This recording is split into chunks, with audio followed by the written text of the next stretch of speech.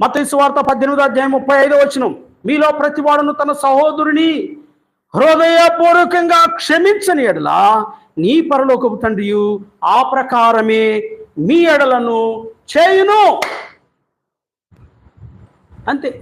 నేను క్షమించను బ్రదర్ అంటే దేవుడు నిన్ను కూడా ఏం చేయడు, క్షమించడు. అందుకొరకే మత్తయి సువార్త 6వ ప్రభు ప్రార్థన శిష్యులకు నేర్పిస్తూ ఈ ప్రాముఖ్యమైన విషయాలను అక్కడ కూడా చేర్చాడు. ప్రార్థనలో మనం ప్రార్థన చేస్తూ ఉంటాం, మంచిదే. మన ప్రార్థన దేవుడు వినాలన్నా, మన పాపాలు దేవుడు క్షమించాలన్నా, మన పక్క వారి లేదా మనం ఎవరినైతే ఉంటున్నామో ఒకవేళ క్షమించుకుని ఉంటే దేవుడు మన పాపాలు క్షమించడు. మన పాపాలు క్షమించకపోతే మన ప్రార్థన దేవుని యొద్దకి చేరదు. ఇది నా మాటలుగా. యెషయా గ్రంథం 59